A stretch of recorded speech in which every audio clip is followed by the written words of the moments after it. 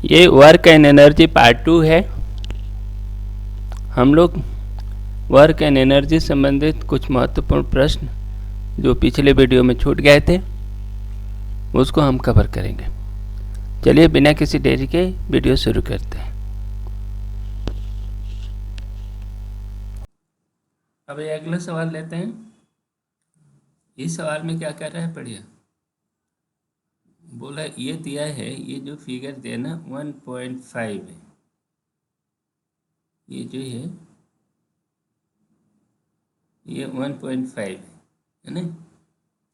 तो ये कह रहा है 1.5 मीटर की एक स्ट्रिंग है जिसे बॉब पार्टिकल लटका हुआ है। उसकी ओरिजिनल वेलोसिटी, इनिशियल वेलोसिटी इतना थी √57। अब पता है find the angle made by the string with upward particle when it becomes slack, जब रस्सी ढीली हो जाए, है ना, तो वो एंगल बताओ। दूसरा द पार्टिकल,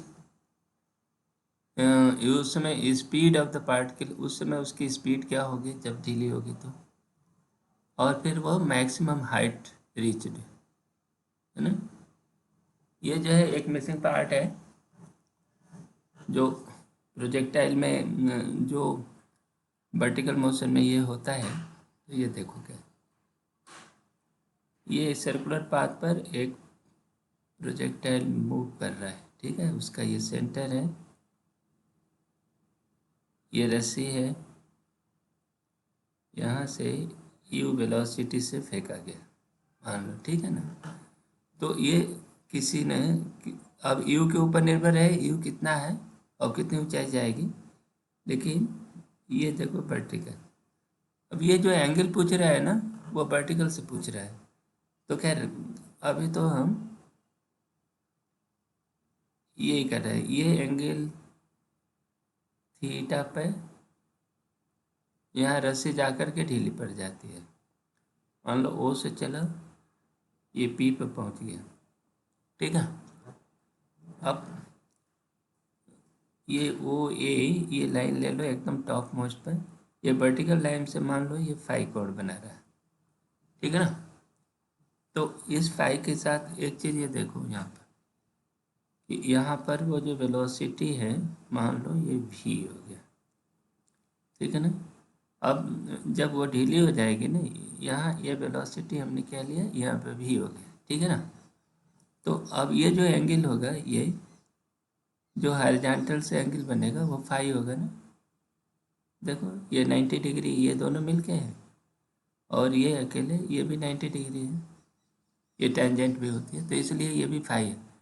तो जो जो ये वर्टिकल का एंगल फाई है ना, वो वेलोसिटी का हॉरिजॉन्टल के साथ, ये बी कर दो, ये सी सेंटर है, तो इससे ये सी बी के साथ जो वेलोसिटी का एंगल होगा वो भी फाई है, ठीक है। बस ये इन चीज़ों का हमें काम पड़ेगा। तो अभी हम थीटा निकालते हैं, और ये जनरल फार्मूला जो इसका है, रस्सी का टेंशन होता है ना, एम जी का टेंजेंशियल पार्ट होता है m g sine theta, m g का ऐसे वर्टिकल नॉर्मल पार्ट होता है एम जी कास थीटा, ठीक है। अब इक्वेशन ऑफ मोशन लिखो पहले। तो पहला वो नॉर्मल इक्वेशन के लिए लिखें, m v square by r equal to t minus m g cos theta. ये सेंटीमीटर एक्सेलरेशन दे रहा, देता है ना, ये इक्वेशन होता है।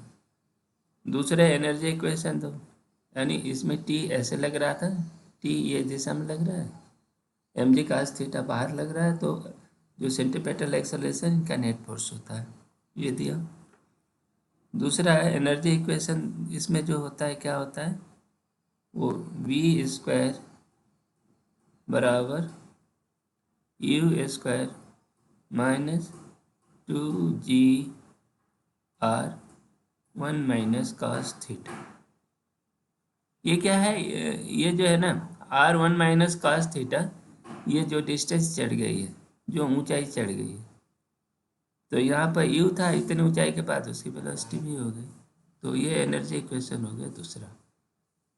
एम इसमें हमने हटा दिया, इसकी कोई अभी ज़रूरत है नहीं, तो इसलिए ये वेलोसिटी इक्वेशन इसका ये हो गया। ठीक है, जब टी 0 हो जाएगा, है ना, पहला बात पूछा, ये दो इक्वेशन गवर्न करेंगे इसके मोशन। पहली चीज़ ये बोल रहा है कि find the angle made by the string with the upward vertical तो when that becomes slack। अब वो स्लैक कब हो जाएगी ये थीटा पर, जब टी 0 होता है ना। पर स्ट्रिंग बीइंग स्लैक हो गई कब, टी इक्वल टू 0, बस। तब वी स्क्वायर इसमें एक में रखो, इस एक वाले में रखोगे जी 0, तो वी स्क्वायर बराबर जी आर कास थीटा। ये हमेशा याद करके रखना, जहाँ भी रस्सी स्लैक होती है या रिएक्शन 0 होता है, v square g are cos theta होता है।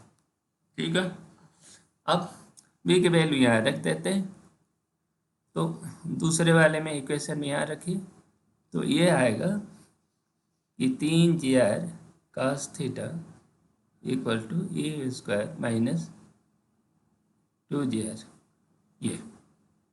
ये इक्वेशन देगा थीटा को। ठीक है ना, तो अब ये देखो कास थीटा क्या बना, कास थीटा बराबर u square minus 2 ji r by 3 ji r. रख दो वैल्यू, यू दिया है कितना, यू की वैल्यू 57 दिया है यू स्क्वायर का, आर दिया है 1.5 और उसका दूना 3 जी मैंने 30 हो गया, 3 जी आर है ना। यहाँ आर दिया है 1.5, जी होगा 10, है ना, तो इसलिए जी आर को ये 2 जी आर की वैल्यू कितनी हो गई, तो ये 15 या 45, ये 45 हो गया, तो ये हो गया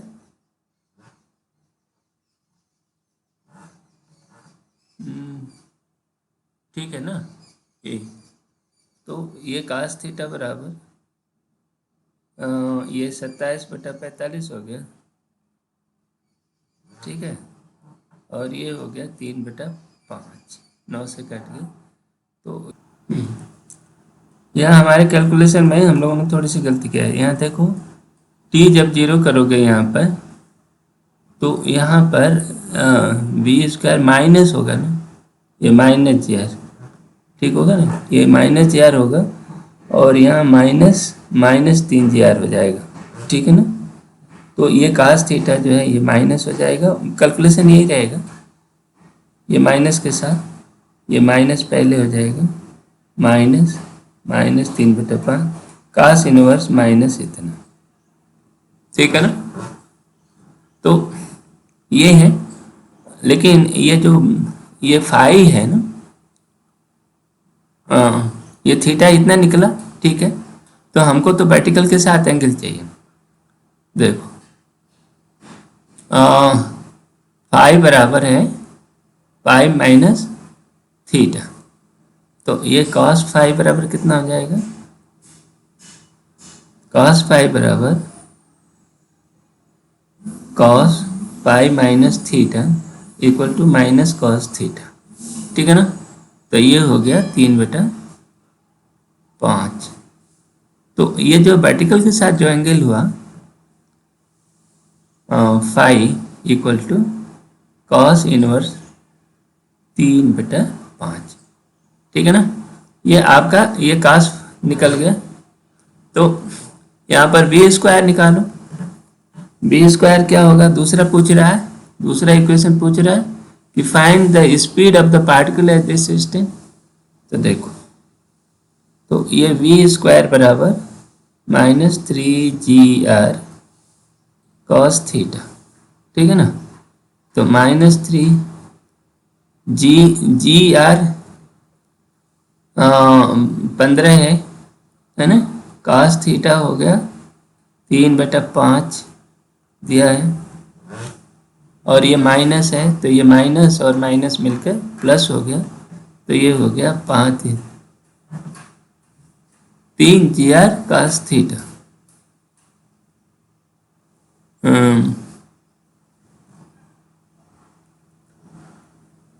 क्या क्या दिखा रहे हैं?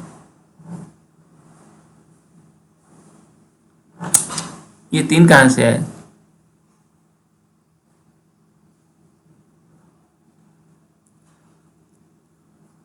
हाँ, यहाँ पर ये जो ये 3 नहीं है यार, ये जो है हमने इस इक्वेशन में जो वेलोसिटी जिस जगह पर सिलेक्ट हुई ना, तो इसमें वेलोसिटी इक्वेशन 3 में हम रह रहे हैं, तो ये 3 यहाँ नहीं रहेगा, तो ये 5 ये कट गया, तो ये 3, तो ये हो गया v स्क्वायर इक्वल टू 9, तो v बराबर हो गया 3। ठीक है ना, तो ये चौथा इक्वेशन ये मिल गया, ये b का उत्तर। ठीक है, अब ये पूछ रहा है कि द पॉइंट ऑफ सस्पेंशन है ना, ये पॉइंट सी से कितना ऊपर तक जा सकता है, मैक्सिमम हाइट पूछो। मैक्सिमम हाइट में क्या है देखो, यहाँ से ये जो पॉइंट है ना इस तरह इतनी, तो ये तो आप फाई से निकाल सकते हो, आर कास फाई, लेकिन ये जो प्रोजेक्टाइल ऊपर गया है ऐसे, तो इसकी मैक्सिमम हाइट प्रोजेक्टाइल की निकालनी है, तो यहाँ लगेगा ये एंगल वेलोसिटी का हॉरिजॉन्टल के साथ कितना वेलोसिटी कितना एंगल है, तो ये एंगल फाई है। ठीक है ना, तो देखो जो हाइट निकालना है, तो हाइट के लिए आपको चाहिए आर कॉस फाई, ये ऊपर चला गया है ना, यहाँ पर फाई हो गया ना, तो आर कॉस फाई यहाँ से यहाँ तक दूरी, उसको फिर से आप बनाते हैं, ये देखो ऐसे, ये थीटा तक गया, ये फाई कोण है ना, तो ये सेंटर से कितना ऊपर चला गया, यहाँ पर जा करते हैं आर कॉस फाई पर, यहाँ तक तो ये चला गया, लेकिन ये प्रोजेक्टाइल वाला अभी और निकालना है, तो ये r cos phi plus v square sine square phi by 2g, ये भी इवेलुएट करना है, तो आर कॉस फाई का मान कितना होगा, आर दिया है 1.5, कॉस फाई का मान दिया है 3/5। ठीक है ना, तो ये हो गया 0.3, तो 0.9 हो गया, प्लस v कितना है 3 दिया है, तो 9, साइन का मान दिया है 3/5, जो कास का है तो साइन जो होगा 4/5 होगा, तो ये हो गया 16/25 है ना, और 1/2g है, तो ये 20 हो गया। तो अब ये देखो, इसको कटाना है, तो ये 4 से कटाओ, तो ये हो गया 4, ये हो गया 5, यह है। हाँ ठीक है, करो।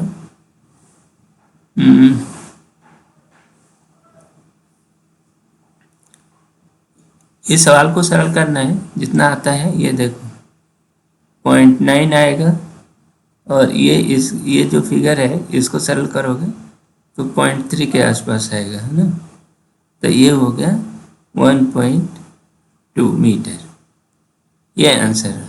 ये किसका आंसर हो गया, ये सी पार्ट का आंसर हो गया।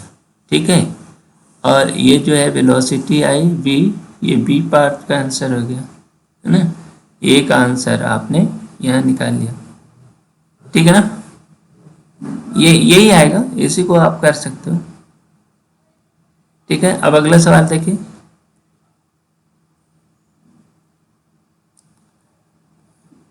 ये इस सवाल में क्या पूछ रहा है, ये particle of mass is kept on the top of the smooth sphere, ये स्फीयर है, अब radius r, it is given in the sharp impulse. Actually क्या है ये देखो, अभी तक हम लोगों ने जो पढ़ाई पढ़ी थी वही, ये एक स्फीयर है, ये स्फीयर का सेंटर मान लो वो है, इसकी ये वर्टिकल डायमीटर है गोले पर। ठीक है, अब ये क्या है, यहाँ पर मान लो u वेलोसिटी से कोई पार्टिकल प्रोजेक्ट किया जाता है। ठीक है, किसने, यू वेलोसिटी से यहाँ पर प्रोजेक्ट किया जाता है। तो इसका इक्वेशन ऑफ मोशन क्या होगा, तो यहाँ पर देखो एक यहाँ पर रिएक्शन आर लगेगा इस जगह पे, इस पे एम जी लगेगा, ये होगा थीटा हो गया, ठीक है, तो ये भी एंगल थीटा हो गया, ठीक है। और यहाँ पर मान लो वेलोसिटी जो है v है, ठीक है। तो अब ये देखो ये जो है कितना नीचे आ गया, v वेलोसिटी और u का रिलेशन एनर्जी इक्वेशन देगा, और r और mg और सेंट्रीपेटल एक्सेलरेशन, ये दो ही चीज़ें हम इस पर, तो माने ये भी एक कांस्टेंट मोशन है जिसमें पार्टिकल इस गोले के सरफेस पर मूव करने को बाध्य है, ठीक है ना। तो इसके टेंजेंशियल और नॉर्मल एक्सेलरेशन हम लिखेंगे, देखो पहले लिखो m v square by r, है ना। ये क्या होगा, अब वो सेंटर की ओर लगता है नॉर्मल एक्सेलरेशन, तो इस फोर्स को उस तरह जमाओ, तो ये होगा M g cos theta, centre की ओर लगा और माइनस आर लगा, ये पहला इक्वेशन है, ठीक। दूसरा इक्वेशन देखो एनर्जी इक्वेशन, यू वी का रिलेशन, तो ये वी स्क्वायर बराबर u square plus 2g r 1 minus cos theta. देखो ये आर है, r minus r cos theta, ये वाई कितना है, यहाँ से यहाँ नीचे उतर आया, नीचे उतर आया तो उसकी वेलोसिटी बढ़ गई, u square by 2g r 1 minus cos theta, गति का दूसरा नियम लगा दिया, तीसरा नियम ये। अच्छा ये इक्वेशंस है, जो भी आर पूछेगा, वी पूछेगा, यू पूछेगा, जो भी पूछेगा इन्हीं दोनों से हमें हल करना है। अब ये कह रहा है पहली चीज, find the normal force between the sphere and the particle just after impulse, just after impulse. यहाँ पर इन्होंने एक झटका दिया और इसमें तत्काल वेलोसिटी u आ गई, और यहाँ पर हमने u लिया है और इन्होंने v लिया है, ठीक है ना, क्योंकि v हम लोगों ने बाद वाले वेलोसिटी के लिए रिजर्व कर रखा है, तो इसलिए हम लोग u की बात करें, ये वेलोसिटी u रखो, ठीक है ना। तो ये तो find the normal force between the sphere and the particle, तो नॉर्मल फोर्स देखो भाई इसका क्या है, यू पर, ये जस्ट इम्पल्स, इस पर नेट फोर्स कितना है, m v square by r, ये रिएक्शन है, रिएक्शन पूछ रहा है ना। तो r at theta equal to 0 रख दो, ए पार्ट हो गया क्या, m v square by r, m v u हो जाएगा, इनिशियल वेलोसिटी अभी तो चला ही है, प्लस कास थीटा 1 हो गया, तो एम जी माइनस आर, तो फिर आर बराबर हो गया, देखो कितना, m g minus m u square by r, ये आपका पहला रिलेशन हो गया, पहले का उत्तर हो गया, ठीक। दूसरा, what should be the minimum value of v for which the particle doesn't slip. देखो भाई ये जो पार्टिकल है ना, यदि ये वेलोसिटी u है तो वेलोसिटी इतनी ज़्यादा है कि इसका जो सेंट्रीपेटल एक्सेलरेशन है mg इसको प्रोवाइड नहीं कर पाएगा, तो ये सीधे सीधे ये टेंजेंशियली भाग जाएगा, ठीक है ना, और इस गोले के ऊपर नहीं जाएगा।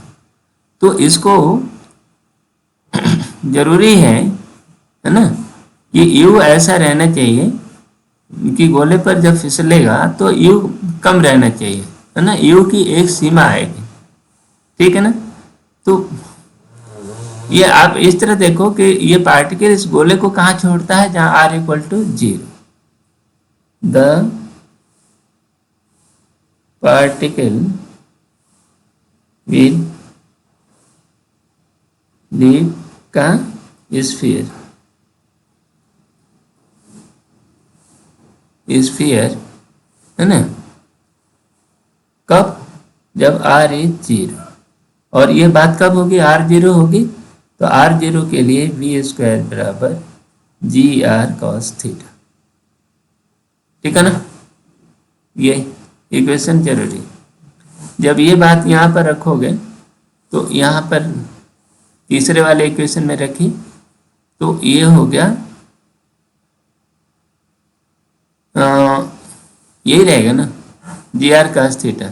जब जी आर कास थीटा रखोगे तो यू स्क्वायर प्लस 2 GR है ना 1 माइनस कॉस थीटा। तो कॉस थीटा एक और कर दें तो ये हो जाएगा वैसे ही 3 GR cos theta equal to u square plus 2 GR। पीछे वाले में 2 GR माइनस यू स्क्वायर होता था है ना। जब हम स्ट्रिंग की बात करते थे तो ये फंक्शन होता था 2 GR minus u square by 3 GR cos theta के लिए, लेकिन यहाँ दूसरे हो गए। तो इसलिए कास थीटा बराबर u square plus 2 GR by 3 GR। ये जगह पर ये छोड़ता है, ये जगह पर वो गोले को छोड़ देगा क्योंकि पर्याप्त सेंटीमीटर एक्सेलरेशन नहीं मिलेगा। और यदि ये है ना, यदि ये थीटा इक्वल टू 0 पर ही छोड़ दे तो, यदि थीटा इक्वल टू 0 जहाँ पर छोड़ दे तो उसके लिए क्या जरूरी है, यू स्क्वायर। देखो यू स्क्वायर इक्वल टू कितना हो जाएगा 2 GR, u square equal to GR, u square equal to 2 GR। इसका मतलब यू इक्वल टू √GR। ठीक है ना। ये मतलब ये हुआ कि u की जो मैक्सिमम वैल्यू जो स्लिप कर सकती है √GR है, उसके ऊपर ये नहीं छोड़ देगा। और यहाँ से भी आप निकाल सकते हो कि r थीटा इक्वल टू 0 पर ही खत्म हो जाए। तो इसके लिए v क्या हो जाएगा, ये अपन ने निकाला तो है। देखो ये कि r जब थीटा इक्वल टू 0 पर ही छोड़ दें, r जब थीटा इक्वल टू 0 पर ही शून्य हो जाए तो उसके लिए ये वैल्यू हो जाएगी v square equal to GR, ये हो गया, और v इक्वल टू √GR। ठीक है ना। इस पॉइंट पर तो उसकी जो वेलोसिटी u यदि यहाँ v की वैल्यू शुरुआत में u थी तो ये u कर दो है ना, और वो थीटा इक्वल टू 0 पर हम उसके लिए इवेलुएट कर दिए तो ये हो गया u इक्वल टू √GR। ठीक है ना, कि इतना रहेगा तो वो शुरू में ही वो नहीं जाएगा। अब तीसरा पार्ट ये कह रहा है कि assuming the velocity of v with the half the minimum. Half the minimum माने तो v स्क्वायर कितना होगा, देखो मिनिमम वेलोसिटी GR हुई, मैं v स्क्वायर बाय 2GR तो v मीन इतना हो गई। तो अब आप ये कह रहे हो कि इसका यदि u equal to GR by 2, ये पूछना ना, आधा चाहिए ना, GR का आधा हो जाए तो फिर वो कास थीटा कितना होगा ये पूछ रहा है। तो इसके लिए कास थीटा आप इवेल्युएट करो तो cos theta equal to, cos theta का फॉर्मूला आपने ये निकाल चुके हैं 5वें में। ठीक है ना। ये स्क्वायर कितना है GR बाई 4 हो गया प्लस 2GR और बटा 3GR है ना, ये कर दिया। अब इसको लगा दो तो GR बाई 4 ये 9GR हो गया ना, 9/4 GR हो गया ऊपर और ये हो गया 3GR नीचे। तो इसको आप लिखोगे तो 3/4 आया है ना। तो theta equal to cos inverse 3/4, ये आपका उत्तर हो गया। ठीक है। तो ये जो आपने सवाल लगा लिया, इसके डी का कोई सवाल है नहीं, एक्चुअली वो सी का ही हिस्सा है। ठीक है। तो अब इस तरह से ये सवाल लगता है कि किस जगह छोड़ेगा, कहाँ उसकी वेलोसिटी क्या होगी, कहाँ किस जगह पर, ये स्फीयर के इतने ही सवाल बनते हैं। ठीक है। कई बार यू दे देगा, कई बार यू जीरो से होगा, है ना।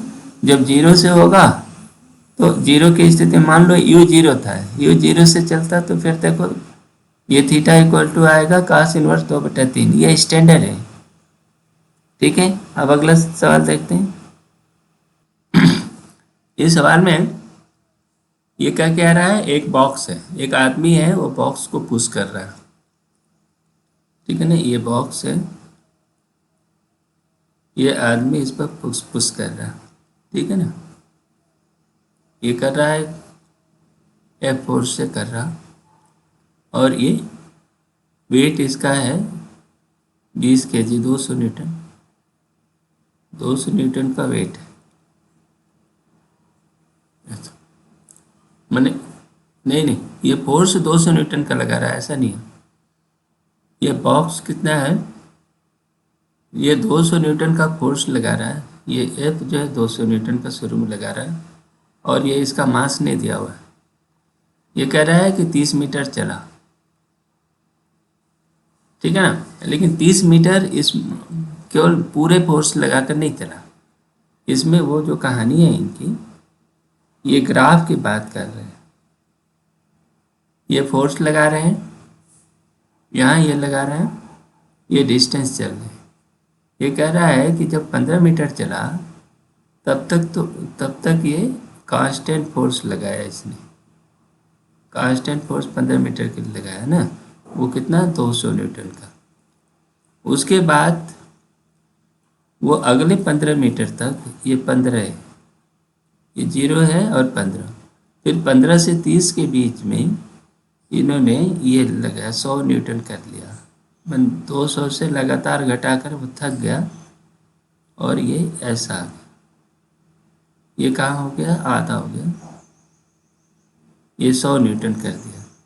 तो ये 200 न्यूटन से घटाता गया। आप इसकी भाषा पढ़ो, आप समझ में आएगा। ठीक है ना, तो अब ये कह रहा है कि what is the work done, work done बताओ। तो वर्क डन क्या होता है, F x graph, work done is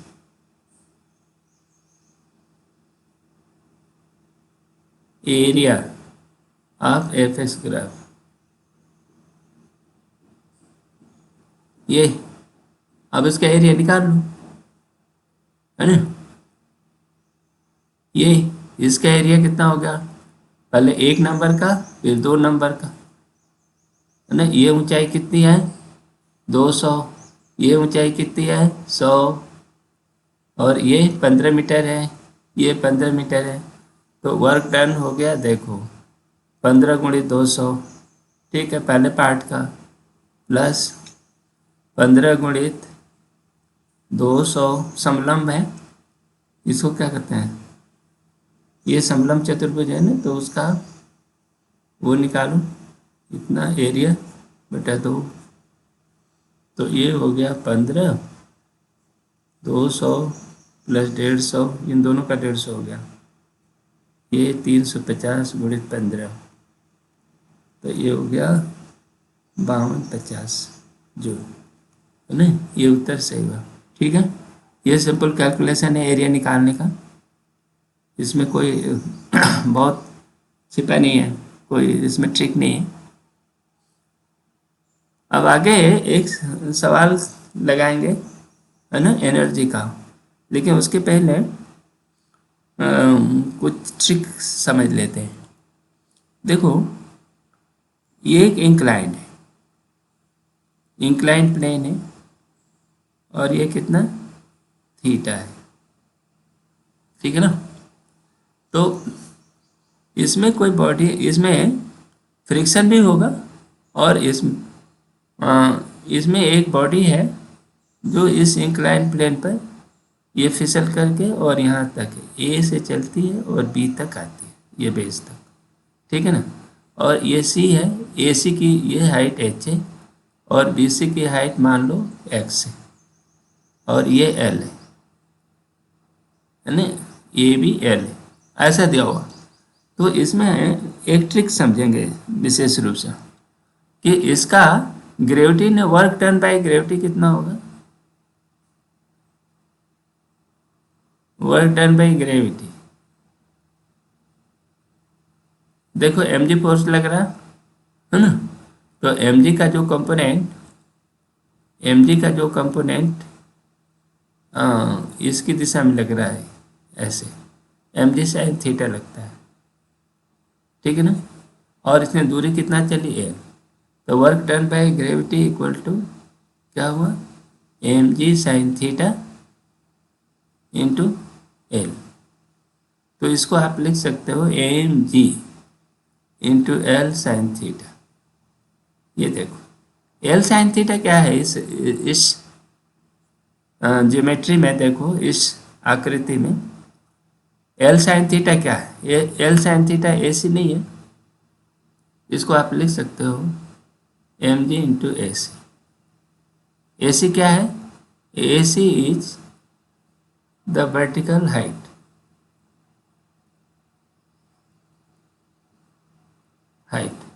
ठीक है ना। ये देखो जब भी हम एम जी का वर्क निकालना चाहें तो हम सीधे सीधे ये वर्टिकल हाइट से एम जी से गुणा कर सकते हैं, इसके एलांग कंपोनेंट तोड़ने की जरूरत नहीं, ठीक है ना। अब वो फ्रिक्शन ने कितना काम किया, वर्क डन बाय फ्रिक्शन, अब ये निकालना है। तो फ्रिक्शन फोर्स कितना लगेगा भाई, फ्रिक्शन फोर्स एफ आर जो होगा mu m g cos theta, ये लगता है ना। देखो इसमें एन लगेगा ऊपर, तो वो क्या होगा एम जी कास थीटा, और ये फ्रिक्शन ऐसे लगेगा है ना, mu m g cos theta, ठीक है। तो वर्क डन बाय फ्रिक्शन वो कितना है, mu m g cos theta, और दूरी कितना चला एल, तो ये क्या हुआ mu m g l cos theta. जरा एल कास थीटा देखो क्या है, एल कास थीटा इसमें ज्योमेट्री में, ये ड्राइंग में एल कास थीटा क्या है, बी सी है, ये बेस है ना। तो ये हो गया, ये माइनस हो जाएगा, माइनस फ्रिक्शन का काम वैसे भी उल्टा होता है, ठीक है ना। तो minus mu m g B C है ना, बी सी क्या है, B C is the base, क्या है, B C is the base of incline, ठीक है ना, इंक्लाइन का ये बेस है। तो ये फ्रिक्शन जब भी अब आप वर्क डन कैलकुलेट करना चाहो तो हमें फ्रिक्शन की सीधे गणना के बजाय हमें base friction force mu m g निकालेगा, एम जी के ऊपर म्यू एम जी निकाल लें, है ना, friction force the mu m g पर निकालें और बेस निकाल लें। ये ऐसा जैसे लग रहा है ना, कि ये समतल के ऊपर एक पिंड रखा गया है ना, और इसमें फ्रिक्शन म्यू एम जी लग रहा है, और उसने बी सी के बराबर, ये बी सी के बराबर ये इसने डिस्टेंस चल दिया, ऐसा लग रहा है ना। तो ये एक ट्रिक है, ये आप इसका उपयोग कहाँ करोगे, मान लो एक सवाल दे रहा है ऐसे, ठीक है ना, ये दिया है एच, ये दिया है एक्स, कुछ इस तरह का उल्टा सीधा ये स्ट्रक्चर है, ठीक है ना। इसमें फ्रिक्शन भी है, म्यू दिया है फ्रिक्शन, और ये दिया है ब्लॉक यहाँ पर फिसलते हुए, है ना, उछल नहीं रहा है, बस वो फिसलते हुए इस पर से आया, मैंने आधा टेढ़ा, हमने थोड़ा ज़्यादा टेढ़ा कर दिया है ना, लेकिन ये ए से चल करके ये बी तक आया, ठीक है। अब उसे कहा कि अब यहाँ पर बी पर उसकी एनर्जी कितनी होगी, ए से चला और बी पे एनर्जी निकालना है, तो एनर्जी कितनी हो जाएगी भाई, half m v square equal to, है ना, देखो ग्रेविटी ने एनर्जी दिया एम जी एच, ठीक ऐसे, और फ्रिक्शन ने कम कर दिया म्यू एम जी एक्स, ठीक है। ये वेलोसिटी का इस तरह रिलेशन होगा। तो इस तरह आड़े टेढ़े सरफेस देखकर घबराने की जरूरत नहीं है, हाँ। ऐसे सवाल, ये ट्रिक है, ठीक है। और इस पर यदि ध्यान दें, कई बार ऐसे भी सवाल पूछ सकता है, जैसे मान लो ये ऐसे, ये दो दो समतल दे दिए, ऐसे 3 ऐसे, तो ढेर सारे ये समतल है ना। तो इसे कोई फर्क नहीं पड़ता कि समतल कितने हैं, है ना। अब ये mgh एनर्जी गेन होगी, है ना, और नुकसान हुई वो म्यू mgx। यहाँ से ये दूरी जितनी है x और ये h, ये गेन हुई mgh और इसका फ्रिक्शन ने नुकसान कर दिया म्यू mgx, ठीक है ना। तो ये बेस का हमें चाहिए, ये बीच वाले पार्ट से हमें बहुत ज़्यादा इंटरेस्ट नहीं है जहाँ तक एनर्जी का संबंध है, बाकी और दूसरे होंगे। इसी बेस पर एक सवाल देखिए, ये सवाल में क्या पूछ रहा कि ये ए भी एक इंक्लाइंड है, ठीक। ये मास यहाँ से फिसल आता है, यहाँ नीचे पहुँचता है, और ये जब फिसलता है तो नीचे आकर के इसकी वेलोसिटी 0 हो जाती है, ये बोलना है। इसमें म्यू फ्रिक्शन कोएफिशिएंट है, ठीक है ना। और ये दिया हुआ है BC equal to 2AC, BC equal to 2AC, माने ये यदि BC ये 2x होगा तो ये AC x होगा, ठीक है, कोई बात नहीं। हम भी यहाँ से एक लम्ब डाल देते हैं, और ये डिस्टेंस ये कितना, अब ये AC कितना, AB कितना हो गया, देखो AB इक्वल टू 3x हमने मान लिया। अब ये कह रहा है कि coefficient of the friction is mu, और म्यू का k tan थीटा के साथ रिलेशन बताओ, और k कितना होगा, ठीक है ना, ये पूछना। अब सिंपल बात है, ये देखो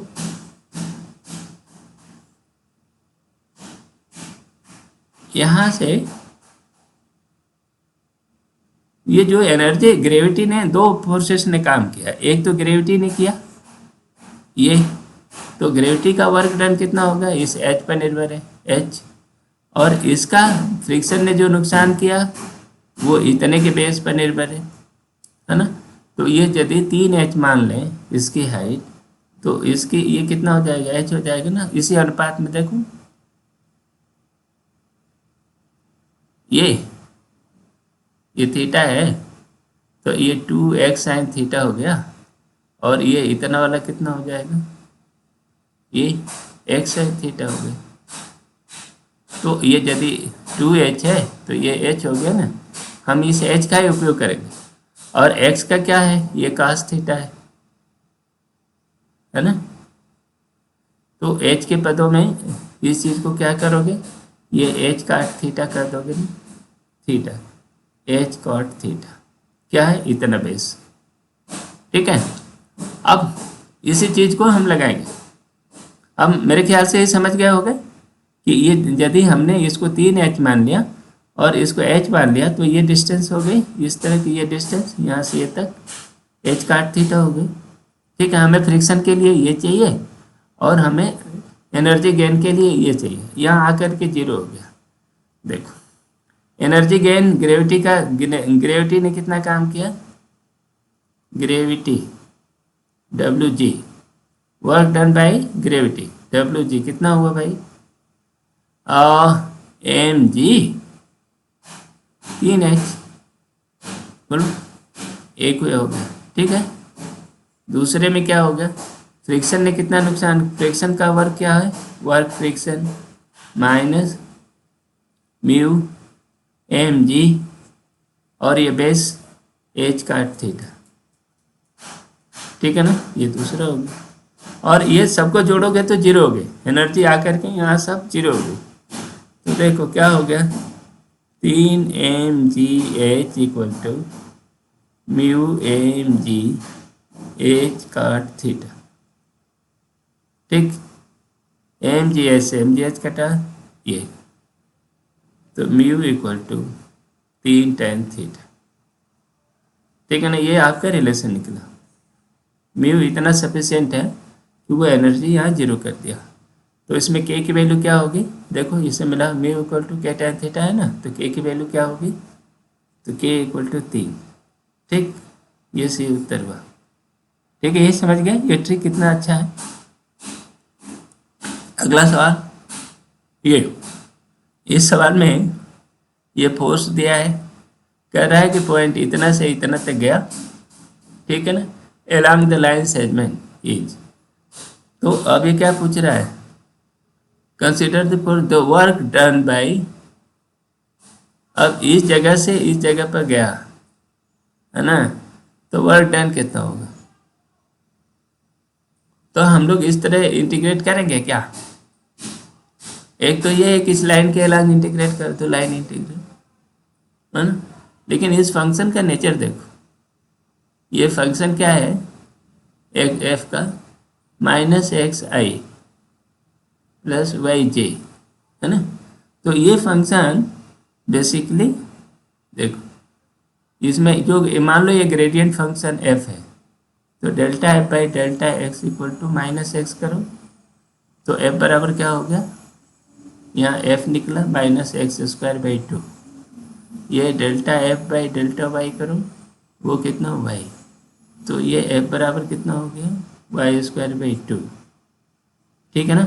तो अब इन दोनों में जो कॉमन है दोनों को मिला लेंगे, तो एफ जो फंक्शन हुआ वो x square by two plus y square by two, ये ग्रेडियंट फंक्शन।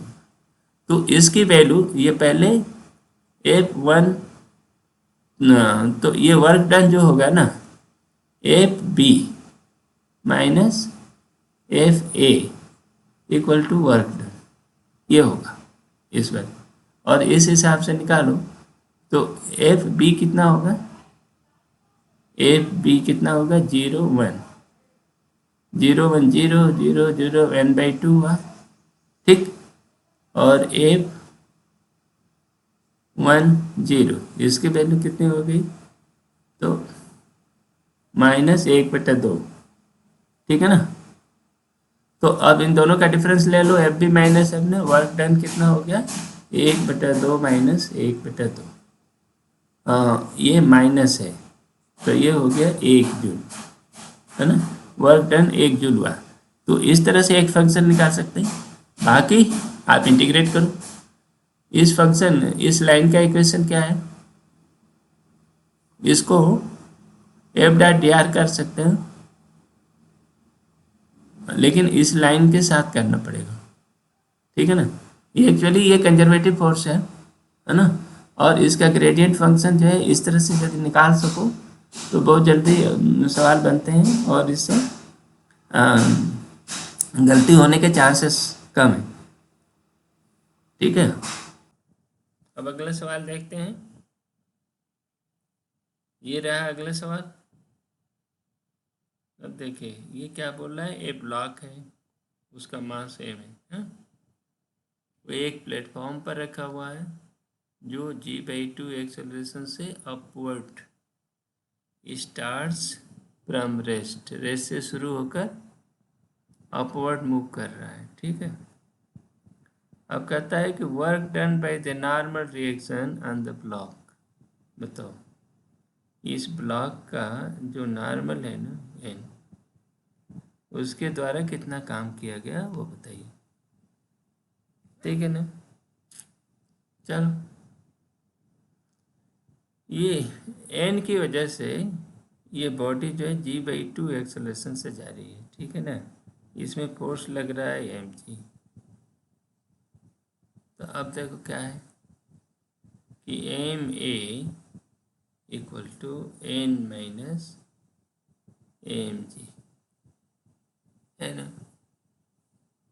तो ए का मान दिया हुआ है g/2, ठीक है, एम g/2, ये तो हो गया, तो यहाँ एन निकल गया आपका 3 mg/2, एक्सेलरेशन ए दिया है g/2, ठीक है।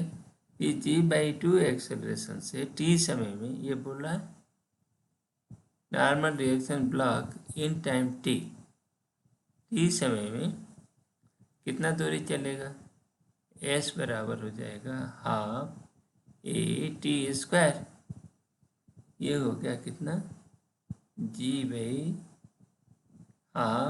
g/2 टी स्क्वायर, तो मतलब ये हुआ कि G(T²/4).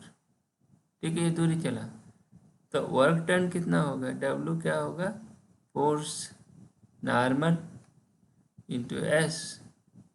तो नॉर्मल दिया है 3mg/2 और वर्क डिस्टेंस है G(T²/4। तो अब ये गुणा करिए, ठीक है, नॉर्मल और डिस्टेंस, ठीक है ना, ये हो गया 3mg(T²/8। ठीक है, अब ये जरा एक बार ठीक से चेक कर लो, ए तो यही है, ई से ए से कितनी दूरी चली, 12 AT², 12 AT(G/4), ठीक है, नॉर्मल भी ठीक है, हाँ इतना ही लगना चाहिए। अच्छा, अब ये गुणा ये इतना हुआ, अब उत्तर हुआ डी। ठीक है,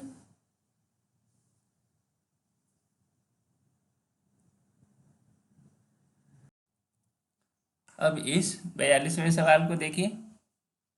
इस सवाल में 250 ग्राम का एक मास है जो वर्टिकल स्प्रिंग पर रखा हुआ है ना, उसका कांस्टेंट स्प्रिंग कांस्टेंट 100 दिया है और स्प्रिंग नीचे से फिक्स है। ठीक है, अब इस स्प्रिंग को 10 सेंटीमीटर प्रेस कर दिया, शॉर्ट कर दिया और फिर छोड़ दिया, तो पूछ रहा है कि वो कितनी ऊंचाई तक जाएगा। ठीक है, यहाँ पर देखो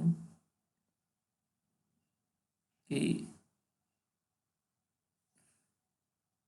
ये स्प्रिंग की नेचुरल लेंथ थी, है ना, ये लेवल ए। अब स्प्रिंग को दबा दिया है ना, ये ज़मीन है इसकी, है ना, इसके ऊपर इस ब्लॉक को यहाँ तक प्रेस कर लिया, तो ये जो प्रेस किया है यहाँ तक, ये 10 सेंटीमीटर बता रहा है, मैंने 1/10 मीटर। ठीक है, अब ब्लॉक इस जगह पे, ब्लॉक इस जगह को हम x=0 नापने के पर्पज से हम ये ले लेते हैं। ठीक है ना, अब ये जो ब्लॉक है ना, ये स्प्रिंग से अटैच नहीं है, बस स्प्रिंग के ऊपर रखा हुआ है। ठीक है ना, तो जैसे ही ये ब्लॉक इस नेचुरल लेंथ वाली लाइन पे आएगा, ए पे आएगा, अब ये बी पर पहुंच गया कंप्रेशन के बाद, कंप्रेशन बी पर पहुंच गया और बी से फिर जैसे ही अपने नेचुरल लेंथ पे आएगा इस पॉइंट पर, तो स्प्रिंग बढ़ना बंद हो जाएगी और ब्लॉक अपनी एनर्जी के कारण और ऊपर जाएगा, है ना, और ये जो है ऊपर जाएगा, है ना, और ग्रेविटी के कारण जाकर कहीं पे रुकेगा। मान लो ये लाइन है ये सी की, इस लाइन को आप ऐसा कहो, इस लाइन से और इसकी हाइट मान लो x है, क्या है, ये जो लाइन है यहाँ से इतने को हमने x कह दिया, तो फिर अब दो स्टेज है ये, अब ये सी की लाइन हो गई, सी की पॉइंट, बी की पॉइंट। अब हमें क्या करना है, बी की एनर्जी देखना है और सी की एनर्जी, दोनों को कंपेयर कर देना है। तो देखो बी पे एनर्जी बी, टोटल एनर्जी कितना बी पर कितना है, बस ये 10 सेंटीमीटर कंप्रेस है, और ये मास जो है अपने इस पर x=0 हमने कर दिया, तो पोटेंशियल एनर्जी 0 हो गई, इस मास को हम m कर देते हैं। ठीक है, अब देखो तो टोटल एनर्जी क्या हो गई, 12 k(x0²), इसको x0 10 सेंटीमीटर को अभी नहीं बोलना है, x0², नहीं इतना दबा दिया, इतनी एनर्जी प्लस उसकी पोटेंशियल एनर्जी 0 है, ब्लॉक की पोटेंशियल एनर्जी 0, ये हो गई 12 k(x0²). ठीक, अब ई सी पर देखिए, अब वहाँ पहुँच गया, ब्लॉक जा करके यहाँ वेलोसिटी 0 हो गई। ठीक, यहाँ कोई एनर्जी नहीं है, तो पूरी एनर्जी केवल ब्लॉक की एनर्जी है, स्प्रिंग पूरी तरह रिलीज हो चुकी है ना, नेचुरल लेंथ में आ गई है, तो ये क्या हो गई, mg(x) हो गया। ठीक है, अब यदि ई और सी की एनर्जी दोनों बराबर होनी चाहिए कंजर्वेशन ऑफ एनर्जी से, तो देखो आप के x zero square equal to M g x, बस। अब ये देखो के दिया है 100, हाफ एक्स दिया है 1/10, तो 1/10 का स्क्वायर 1/100 हो गया, ये कैंसिल हो गया, 1/2 रह गया, है ना। तो ये एक्स इक्वल टू हो गया 1/2, ठीक, इंटू 1/mg। तो ये क्या है 1/2, और 1/mg का मान कितना होगा 0.25 है, और उसमें 10 का गुणा करते 2.5 हो गया ये, तो ये हो गया 1/5 मीटर, 1/5। तो अब आंसर क्या हो गया x इक्वल टू 0.2 मीटर। तो इसलिए ये बॉडी जो है 0.2 मीटर ऊंचा चल जाएगा। अब हमारा रिजल्ट आया इतना 0.2 मीटर, ये इसका आंसर होगा। ये सिचुएशन तब है जब इस ब्लॉक को यहाँ रखा हुआ है, ठीक है ना। जब ये ब्लॉक को यहाँ अटैच कर दोगे तो ये सिंपल हार्मोनिक मोशन जैसे करेगा, इसको कहते हैं शिफ्टिंग मीन पोजीशन का सिंपल हार्मोनिक मोशन, जिसको हम लोग आगे देखेंगे, है ना। फिलहाल इसका आंसर 0.2 है।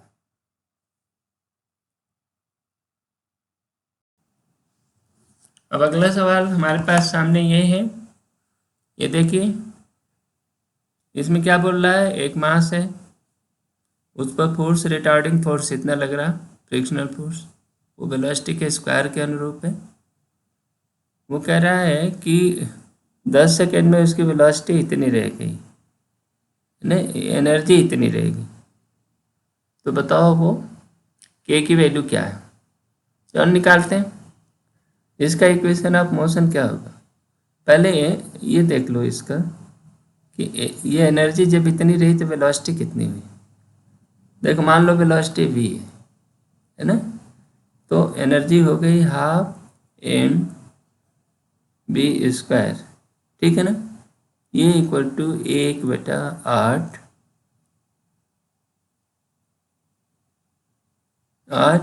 एम बी जीरो स्क्वायर, ये इनिशियल वेलोसिटी के इतना रह गई 10 सेकेंड, तो v कितना हो गई, तो v square equal to v0 square by 4, तो v बराबर हो गई v0/2, इतना हो गई। एक रिजल्ट ये रख लो, ये काम आएगा। आगे देखते हैं, इक्वेशन ऑफ मोशन निकालें, क्या है कि m dv/dt किसी पर्टिकुलर क्षण पर ये वेलोसिटी है, ये बराबर -k v स्क्वायर, ये है इक्वेशन ऑफ मोशन। इसको आप इंटीग्रेट करोगे कितना हो गया, हमको यही चाहिए टाइम के साथ और वेलोसिटी चाहिए, तो इसको dv इक्वल टू -k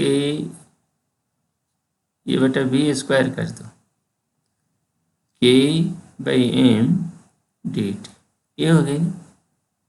अब इसको दोनों ओर को इंटीग्रेट करिए, तो ये कितना हो जाएगा, ये हो जाएगा -1/v है ना, इक्वल टू -kt/m, और इसमें -c भी कर देते हैं कि सब पॉजिटिव हो जाएंगे। तो अब ये कर दिए 1/v equal to kt/m plus c, ठीक है ना। और t जब 0 था तो v कितना था, v0 था।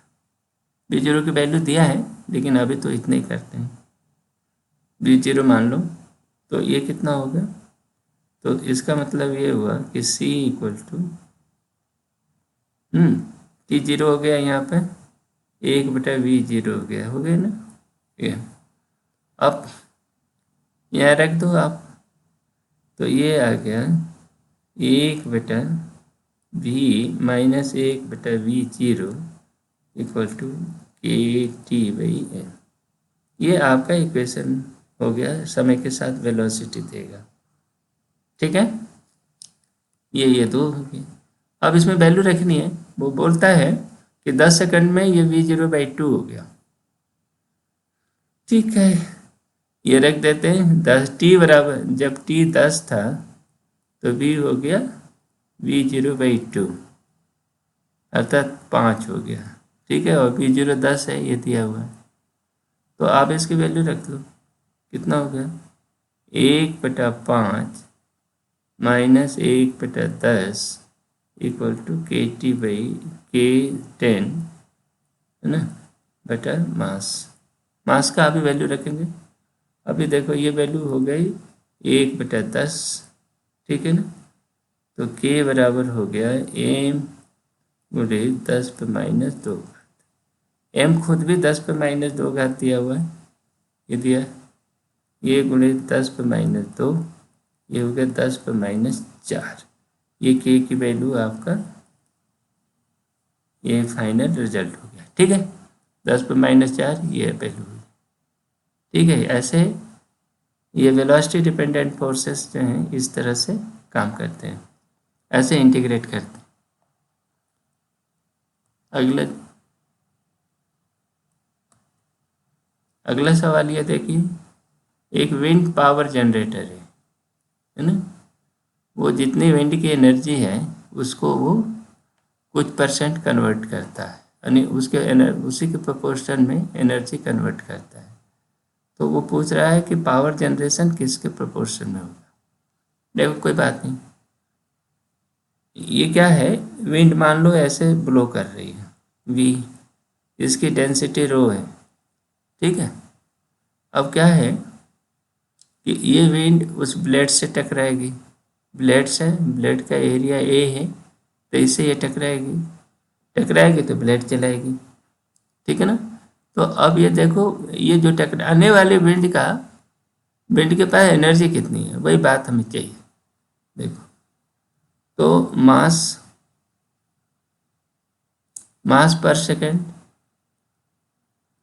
पर सेकेंड कितना आया, ये आएगा रो एरिया ऑफ द, ये एरिया हो गई पंखे का जो एरिया है ना, रो एरिया मास।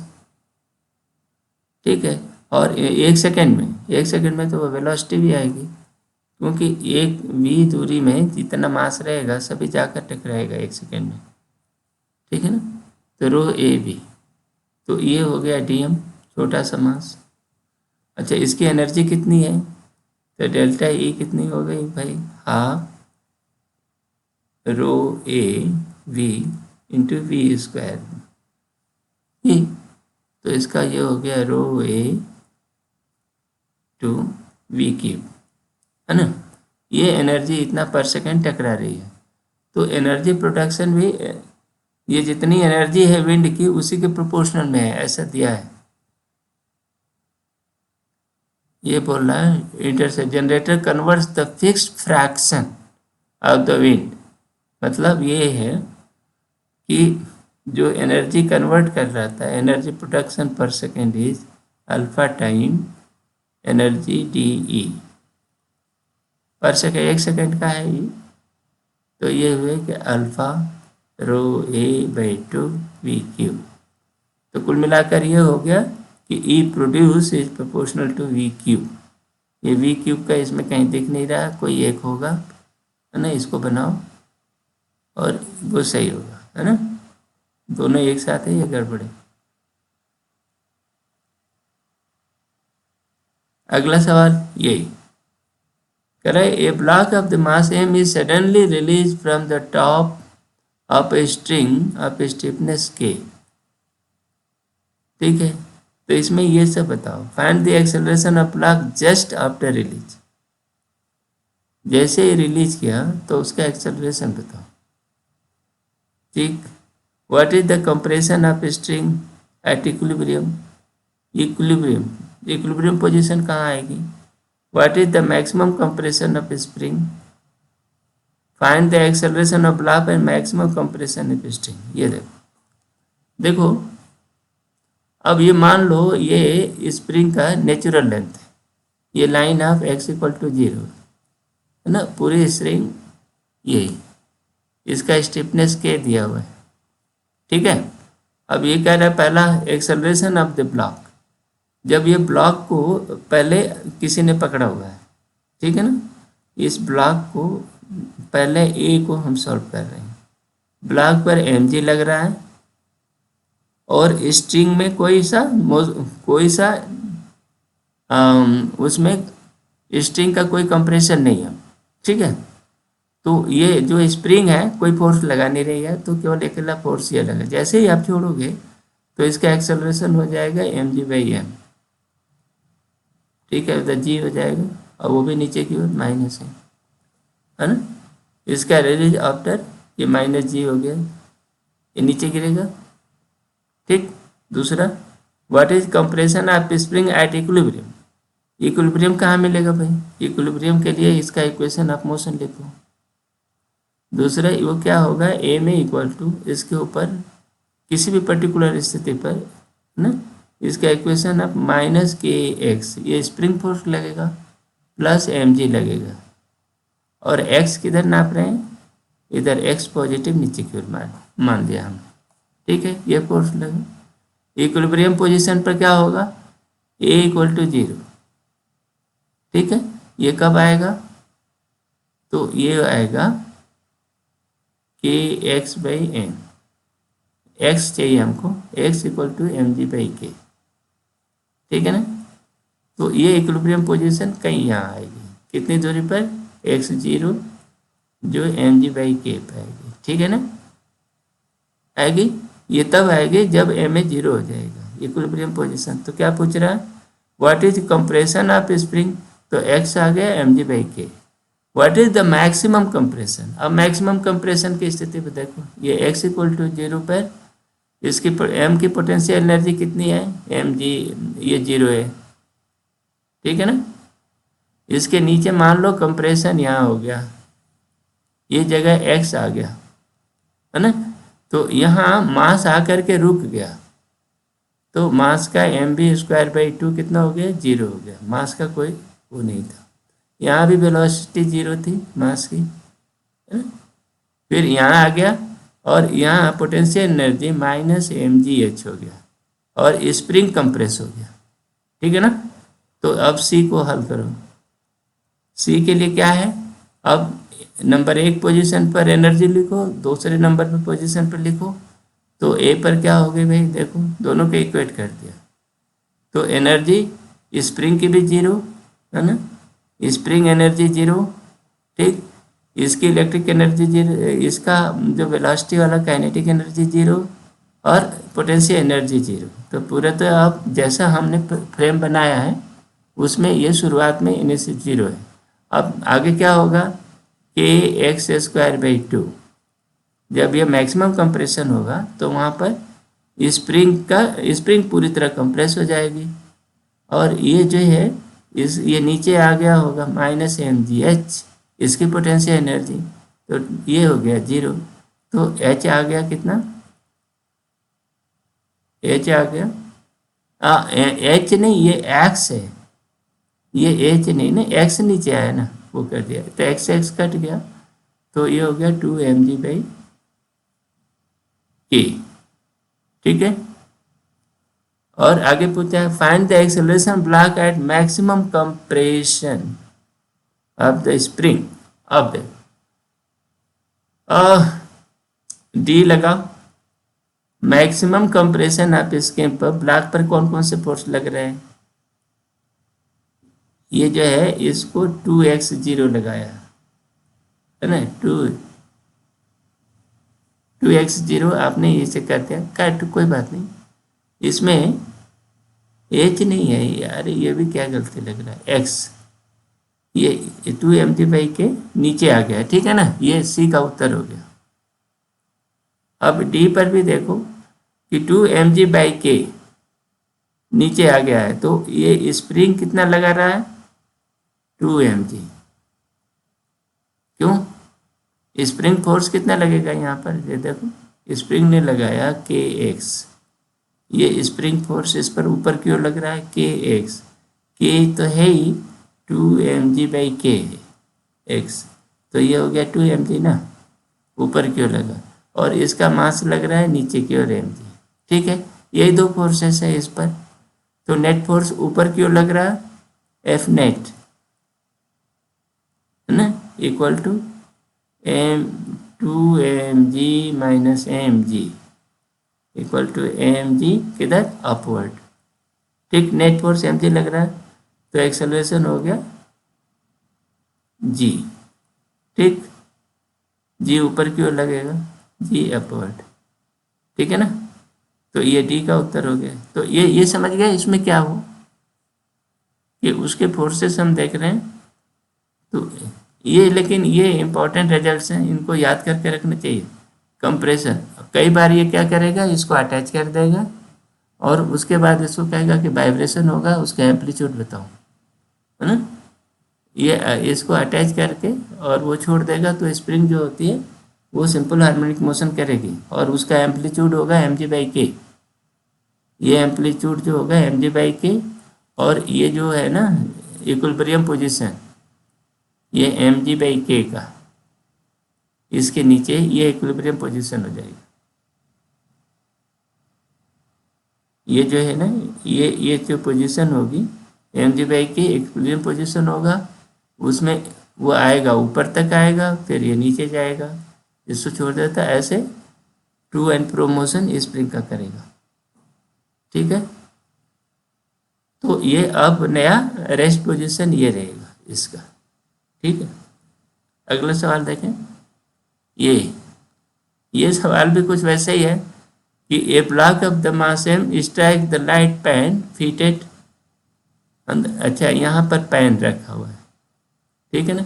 ये ब्लॉक एच ऊंचाई से नीचे आ रहा है, तो अब ये पूछ रहा है spring falling through the distance H if the stiffness of K find the maximum compression.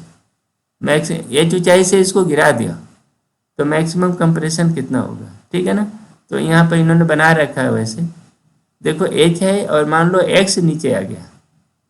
ठीक है ना, तो यहाँ पर क्या था, अब तुम क्या करो, यहाँ पर इसका ये x इक्वल टू 0 पोजिशन ले लो यहाँ पर, और यहाँ से दूरियाँ हम नापेंगे। तो इसकी पोटेंशियल एनर्जी कितना हो गई, ब्लॉक की पी कितना हो गई, 0 हो गई ना इस रेफरेंस में। अब नीचे आएगा तो अब ये कितना आ गया, एच प्लस एक्स आ गया। ठीक है ना, देखो ये एच तो ऊपर से आ ही रहा है और एक्स और कंप्रेस हो गए, तो एच प्लस एक हमको कंप्रेशन चाहिए। और यहाँ आ करके ये इसकी वेलोसिटी 0 हो गई मैक्सिमम कंप्रेशन पे, और स्प्रिंग जो है अब कंट्रैक्ट हो गई, स्प्रिंग जो है तब उसकी लेंथ कम हो गई ना, कंप्रेस हो गई। तो अब उसके स्थिति में क्या होगा, देखो पहली स्थिति में mgh ये एनर्जी 0 है, कोई कंप्रेशन नहीं, कि स्प्रिंग में भी कंप्रेशन नहीं था, तो टोटल एनर्जी 0 हो गई। अब नीचे आएगा क्या होगा, mg minus mg H plus x, ये प्लस हाफ के एक्स स्क्वायर, ये है फिर वही रिजल्ट जो पीछे वाला सवाल है। तो इसको आप लिख सकते हो कि h plus x equal to 2, क्या हुआ जी, हमको तो एक्स सॉल्व करना है ना, एक्स सॉल्व करना है इसमें। तो ये देखो के से डिवाइड कर देते हैं पहले इसको। तो ये क्या हो गया कि एक्स स्क्वायर माइनस 2mg/k है ना, x minus 2mgh/k equal to 0। ठीक है, तो बस अब इसको सॉल्व करो। x क्या होगा, x इक्वल टू 2mg/k ना, ये प्लस हो गया, प्लस और माइनस, तो प्लस माइनस करने का वो दिक्कत क्या है, ये माइनस वाला तो चलेगा नहीं, ये प्लस वाला ही लेना पड़ेगा क्योंकि एनर्जी तो पॉजिटिव हो रही है, एक्स पॉजिटिव है।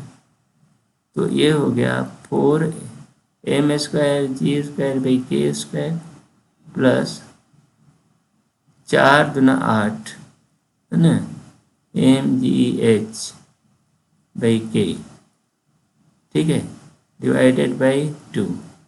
तो 2 निकाल लो, बाहर आ गए, तो ये आ गया एम जी बाई के प्लस ये आ गया अंदर ये एम जी बाई के बाहर ले लो, क्या अभी कुछ क्या बाहर लोगे, 4 निकल गया, 4 2 से कटने के लिए। अब एम जी बाई के बाहर ले लेते हैं, एम जी बाई के बाहर ले लो, तो ये हो गया 1 और ये हो गया 2 के बाई एम जी, ठीक है ना, 2 के एच बाई एम जी, ये हुआ एक्स। तो ये जो है इतना वो नीचे आ जाएगा, ठीक है ना। ये ऊपर होने के कारण ये एक्स प्लस एच, इसका कंप्रेशन थोड़ा ज़्यादा हो गया, ठीक है। हाँ, तो ये देखो 2 mg/k से थोड़ा ज़्यादा है, और वो कौन बता रहा है, 2 kh/m। तो अगला सवाल ये क्या चाहता है, to block of mass m है connected to the light spring of stiffness k are kept on the smooth horizontal surface as shown in the figure. What should be the initial compression of a spring so that the system will be about to break off the surface after the releasing the block m1? ओह, ये सवाल है, इसमें ये figure दिया नहीं है, अब मैं देता हूँ। उसमें क्या है कि ये ब्लॉक है कैपिटल है, ठीक है, ये इस पर एक स्प्रिंग है, ठीक है, इसके ऊपर एक दूसरा स्मॉल एम ब्लॉक है, ठीक है। अब ये कह रहा है कि इसको कितना कंप्रेस किया जाए। मान लो ये जो लाइन है ना, ये क्या है,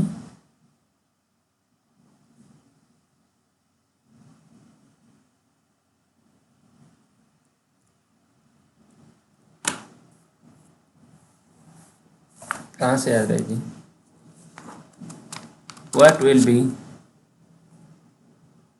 what should be the initial compression spring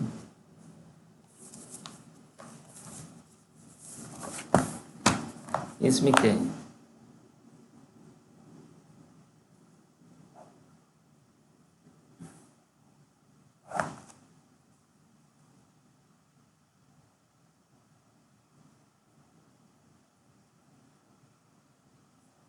ये मान लो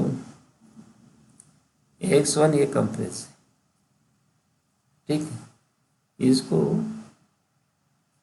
और ये x2 तक पहुंची,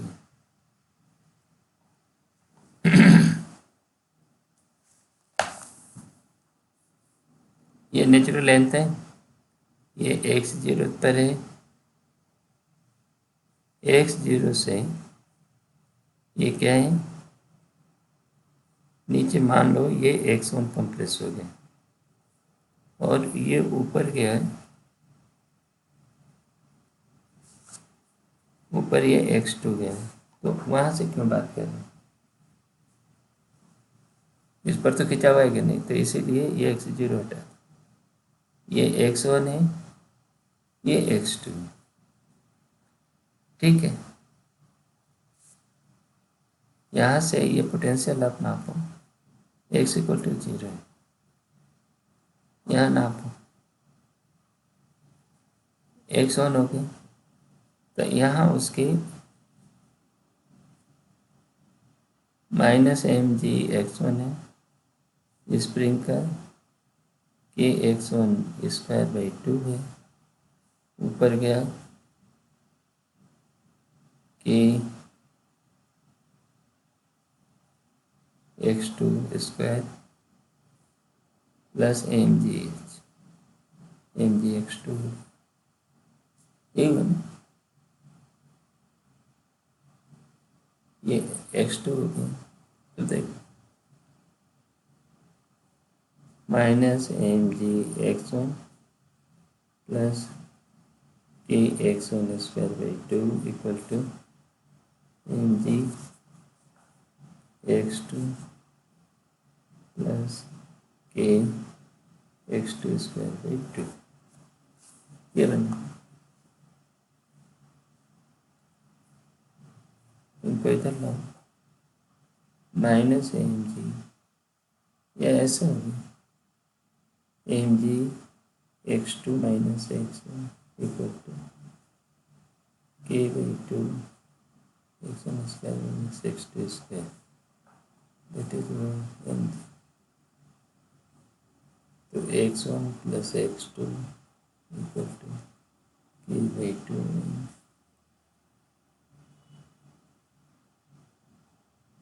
टू एम जी। देखिए ये x2 equal to M G by K two M G by K, ये रहना चाहिए।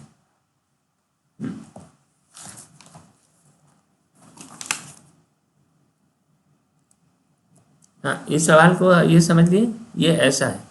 इसको थोड़ा और बेहतर तरीके से बनाते हैं। ये जो ड्राइंग है इनमें ये है, अब ये कह रहा है कि इनिशियल कंप्रेशन क्या होना चाहिए जिससे कि ये नीचे वाला पिंड ऊपर उठ जाए, ठीक है ना। ये है क्या चीज़, मान लो ये स्प्रिंग का ये नेचुरल लेंथ है, ठीक। अब ये स्प्रिंग ये कंप्रेस है, इस ये लेवल है। अब वो इसकी ज़रूरत नहीं है यहाँ, कि मान लो x1 नीचे तक हमने कंप्रेस कर दिया और यहाँ पर ये स्मॉल है मास रख दिया, और बड़ा वाला मास ये जो ज़मीन पर पड़ा है ये ग्राउंड पे है, ठीक है ना, ये x1। अब ये x1 को आपने यहाँ कंप्रेस कर दिया है, मतलब इतना दबा कर रख दिया, और ये x1 ऐसा है कि आपने इतना दबाया और इसको छोड़ दोगे तो ये जो है x2 तक पहुंच जाएगा, ये x2 तक पहुंचेगा। जब x2 होगा तो वो क्या होगा, x2 पे पहुंचेगा तो अब ये यहाँ जो फोर्स लगेगा ऊपर की ओर लगेगा, kx2 लगेगा ना। ये जो है अब ये इसमें जो इस कैपिटल M का जो मास है ना उसमें ये ऊपर की ओर पर लगने लगेगा, जब ऊपर लगेगा तो, और यहाँ जो है ऐसे लगने लगेगा ना, क्योंकि ये मास सबसे ऊपर चला जाएगा और ये इसका टेंशन रिवर्स हो जाएगा। यहाँ पर क्या है, ये उल्टा है। तो जो जो ये सिचुएशन है, अभी देखो स्मॉल m को ऐसा, अब इसकी डायरेक्शन ये ऐसा हो जाएगा, और ये जो kx2 इतना हो जाए कि इस m को उठा ले, तो ये x2 कितना होना चाहिए, देखो kx2 should be equal to mg। इसका मतलब ये हुआ कि x2 जो होगा mg बाई k होना चाहिए, कैपिटल mg बाई k होना चाहिए, ठीक है ना। ये रिजल्ट आपके काम का है, रखो। अब आगे देखो, अब एनर्जी इक्वेशन लगाओ कि ये जो है ये x इक्वल टू 0 पोजिशन है, इससे ये x1 आ गया, तो यहाँ पर एनर्जी क्या है इस पॉइंट पर, और ऊपर वाले पॉइंट पर एनर्जी क्या है, दोनों पॉइंट बराबर होने चाहिए, दोनों पर एनर्जी समान होनी चाहिए। यहाँ की एनर्जी देखो, potential energy minus m g x1 हुआ, प्लस स्प्रिंग की energy kx1 square equal to ऊपर वाले का क्या है, एम जी x2 हो गया ना, एम जी x2 वो ऊपर चला गया, प्लस हाफ kx2 स्क्वायर, ठीक है ना। अब इसको क्या करो, x1 को इधर ले आओ, तो अब अपने पास क्या आ गया, देखो half k x1 square minus x2 square equal to mg, ये x2 प्लस x1 हो गया कि नहीं? ऊपर वाले को हमने ऐसे लिख दिया, इसमें x1 प्लस x2 कटा देते हैं और ये हो गया कि x1 minus x2 equal to 2mg by के हुआ ना। अच्छा, x2 की वैल्यू ऑलरेडी आप निकाल कर रखे हो, तो x1 equal to x2 plus 2mg by के, ठीक है ना। तो इसको ये लिखो कि कैपिटल mg बाई के, x2 को यहाँ रख दिया और ये हो गया 2mg बाई के, ठीक है ना। ये क्या है? ये मिनिमम कंप्रेशन है। What should be the initial compression? Initial minimum है,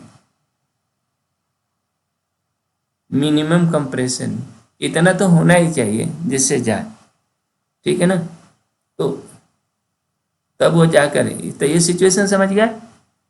और इसका उत्तर ऐसा, ये बहुत ही कठिन सवाल है लेकिन आप इसको अच्छे से समझ लो, उसमें बहुत मुश्किल है नहीं, ये सिंपल एनर्जी इक्वेशन है। यही ये सवाल में क्या पूछ रहा है? ये सिस्टम अरेंजमेंट है। If the body is release from rest and spring is released and calculate the maximum elongation of the spring. Spring का मैक्सिमम इलोंगेशन चाहिए। तो इससे क्या है भाई, ये देखो ये क्या है, जैसे मान लो ये स्प्रिंग x से नीचे आता है ना, है ना। ये यदि x से नीचे आता है स्प्रिंग, तो ये कितना नीचे आएगा? ये जो स्ट्रक्चर है आप देखो, ये 2x नीचे आएगा ना। देखो ये x नीचे आएगा तो रस्सी इतनी ढीली हो जाएगी x, तो ये वाली रस्सी भी काम आएगी, ये भी रस्सी नीचे कर दी तो ये 2x नीचे आएगा, ठीक है ना। ये बस ये इसका कंस्टेंस है, ठीक है। तो अब ये क्या रहा है कि पहले इसको पकड़ कर रखा है, इसका नेचुरल लेंथ x वाज 0। अब क्या हुआ कि अब x ये आ गया, ठीक है ना। तो ये x ये आया, तो अब वो देखो पहले मान लो ये इस सिचुएशन थी, है ना। ये लाइन थी जहाँ पर x, अब x इक्वल टू 0 की पोजीशन ले लिया, ठीक है। ये इसमें कोई कंट्रैक्शन नहीं था और ये मास यहाँ पर था, तो इसकी पोटेंशियल एनर्जी भी 0 थी, mgh ये 0 थी, ठीक है। उसके बाद ये अब वो 2x पर आ गया, क्या आ गया? 2 इस जगह पर आ गया, ठीक है ना। यहाँ आया तो ये माइनस पोजीशन पर आ गया और ये स्प्रिंग कंप्रेस हो गई। तो अब देखो पहली स्थिति में क्या है, एनर्जी दोनों की 0 है। दूसरी स्थिति में ये नीचे ये 2 पोजीशन पर क्या है, उसकी एनर्जी देखो kx², ये स्प्रिंग ने x खींचा आधा, माइनस ये आ गया mg और ये कितना नीचे आया 2x। बस ये चीज ट्रिक जो है, सबसे बड़ी ट्रिक है ना कि ये x स्प्रिंग का कंट्रैक्शन होगा तो 2x ये नीचे आएगा, तो ये है। अब इसे ये निकाल लो, x बराबर क्या हो गया, x से x कट गया, x बराबर होगा, यानी यहाँ आकर के 0 हो गया। मैक्सिमम जो हम मैक्सिमम एक्सटेंशन की स्थिति में ये ब्लॉक जो होता है उसकी वेलोसिटी नहीं रहती 0, काइनेटिक एनर्जी 0 रहेगी, ठीक है ना। यहाँ v इक्वल टू 0 है, तो x बराबर हो गया 4mg बाई के, ठीक है ना। नॉर्मल सिचुएशन में 2mg बाई के होता है, ये जैसे ये आपका रिजल्ट हो, ये नॉर्मल सिचुएशन हो, एक स्प्रिंग हो ना, ये ऐसे और इसको पकड़ कर रखे और छोड़ दो, तो ये 2 mg/k रहता है, नीचे आता है, ठीक है ना, एक्स मैक्सिमम। लेकिन अब ये पुली आ गई, इसमें पुली आने से डबल प्रेशर लग रहा है इस पर, तो एक्स जो होगा 4 mg/k नीचे आ जाएगा, ठीक है ना। ये जो भी है, ये जिस तरह से कैलकुलेशन हुआ है ये समझना चाहिए, ठीक है। अगला सवाल देखिए, ये यहाँ क्या पूछ रहा है भाई, consider a situation in a block A B. The force of constant K, the friction is absent everywhere. The system is released from rest from spring. The maximum extension of spring बताओ. The speed of the block when extension of spring is xm/2, है ना. Net acceleration of the block when extension of spring is xm/4. ये अब इस per unit position पर बताना है, ठीक है ना।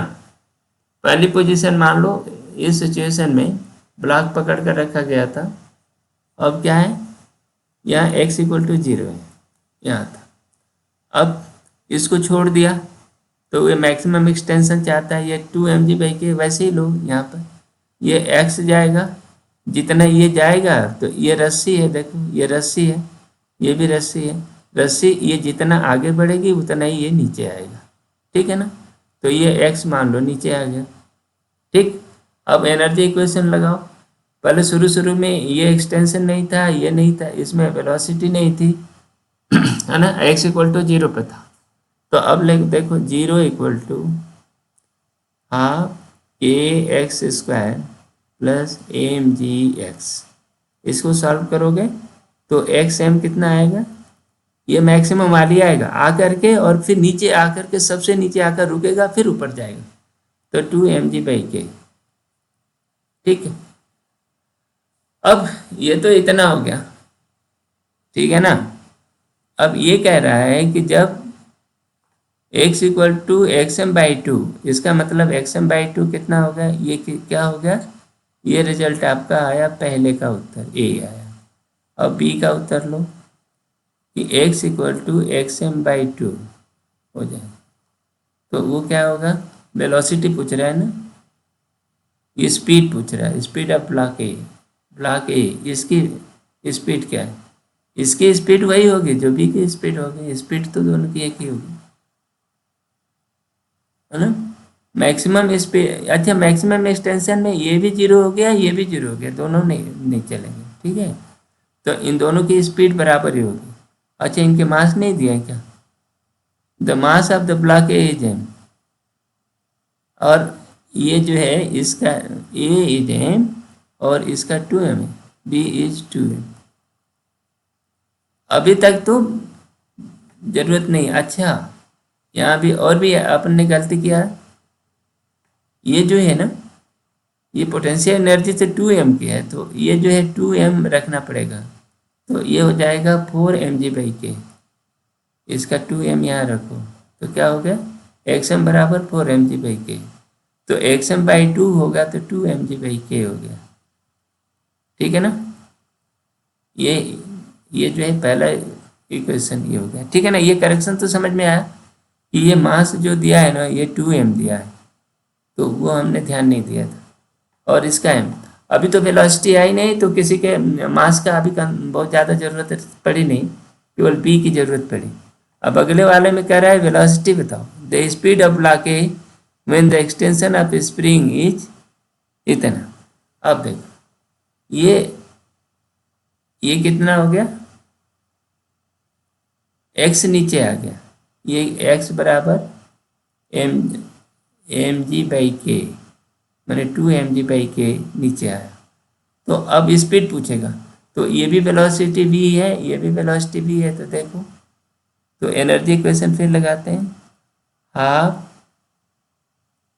mv² प्लस ½ 2mv², ठीक। ये तो काइनेटिक एनर्जी हो गई दोनों की, और ये स्प्रिंग भी एक्सटेंशन हो गई, इस स्ट्रिंग भी एक्सटेंड हो गई, कितना हो गई, ½ kx कितना है 2 mg बाई के का स्क्वायर, ये भी ये खींच गए। ठीक है, यहाँ भी कोई दिक्कत? ये और इसकी पोटेंशियल एनर्जी 2mg, 2m मास का नीचे आया 2mg/k और ये जीरो। ठीक है ना, क्योंकि इनिशियल जो सिस्टम में हमने माना है वहाँ जीरो थी। तो ये हो गया। यहाँ देखो m आ रहा है सब में, m हटा देते हैं और ये v के लिए क्या होगा, ये कितना हो गया, 2 1 3 है ना, 3v² / 2 हो गया। ये समझ में आई? प्लस इसका क्या हो गया, इसका m हटा दिया एक, तो ये हो गया k से k हट गया, एक k हो गया, तो क्या हो गया ये देखो, हाँ ये हो गया 4m बच गया, g² बच गया, k बच गया, यहाँ बचा ना क्या लिखना, माइनस यहाँ पर एक m खत्म हो गया, 4mg/k = 0। ठीक है ना, तो हाँ हाँ, ये यहाँ g² है क्या,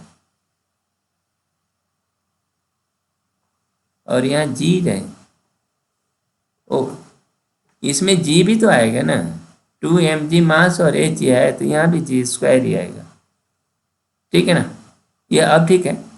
ये तो 4mg² और ये अच्छा, तो ये हाफ इसमें से, चलो पहले ये 2 को भगा देते हैं इधर, तो ये हो गया 3u², ये v है, v है ना, 3v² प्लस 4mg²/k माइनस ये 8mg²/k। ठीक है ना, तो इनको हो गया 4 में से 4 निकल गया, तो ये हो गया 4 बचे ना। ठीक तो है, 4 ही बचेगा ना, कितना कितना हुआ, कुछ गड़बड़ हो गया क्या, 2 हटा दिया तो ये 8 हो गया और ये 4 बच गया, तो ये हो गया 3v² = 4mg²/k। तो ये v² = 4/3 mg²/k। ठीक है, अब सी पार्ट का उत्तर देखो। सी पार्ट क्या है, पूछ रहा है कि यदि x = xm/4 हो जाए, है ना, तो ब्लॉक बी का एक्सेलरेशन बताओ, एक्सेलरेशन ऑफ बी, बी का एक्सेलरेशन पूछे चाहे ए का पूछे, दोनों का तो एक ही होगा। ठीक है, तो इसको हल करने के लिए थोड़ा सा इसमें चेंज करते हैं। देखो कि एक्सएम कितना है, एक्सएम इज 4mg/k। ठीक है ना, तो अब ये क्या है, तो xm/4 कितना हो गया, तो ये कितना हो गया, ये x हो गया, ये mg/k हो गया। ठीक है ना, अब ये स्प्रिंग ऐसे, हाँ ये सिस्टम क्या है, ये m मास है ना, इस पर kx फोर्स लग रहा है, ये ऐसे, और इधर दूसरा वाला मास आ गया 2m का, इसको 2mg फोर्स इधर लग रहा है। ठीक है ना, यही सिचुएशन है इसमें। इनका नेट एक्सेलरेशन क्या हो जाएगा, देखो नेट एक्सेलरेशन ए हो जाएगा 2mg - kx ना बटा 3m। तो ये कितना हो गया देखो, अब इसका kx लो, kx कितना होगा, तो k टाइम mg/k, तो ये क्या हुआ, k से k कैंसिल हो गया, mg हो गया, तो ये फोर्स हो गया ये बेसिकली mg। ठीक है ना, तो एक्सेलरेशन क्या हो गया देखो, mg/3m, तो ये हो गया g/3। ठीक है ना, तो ये एक्सेलरेशन ऑफ ब्लॉक, दोनों का ही ब्लॉक से, ये a b equal to a equal to G/3। ये तीसरे पार्ट का ये उत्तर है। ठीक है, इस तरह से हम लोगों ने वर्क एंड एनर्जी में काफ़ी बड़ा सेशन किया है ना। ये बहुत इम्पोर्टेंट चैप्टर था और ये आप लोगों ने बड़े धैर्य से इसकी पढ़ाई किया।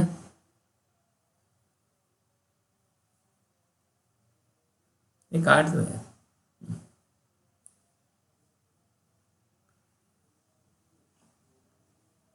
इसी के साथ वर्क एनर्जी थ्योरम और कंजर्वेशन लॉ से संबंधित यह वीडियो यहीं समाप्त करते हैं। मिलते हैं अगले वीडियो में। Thank you.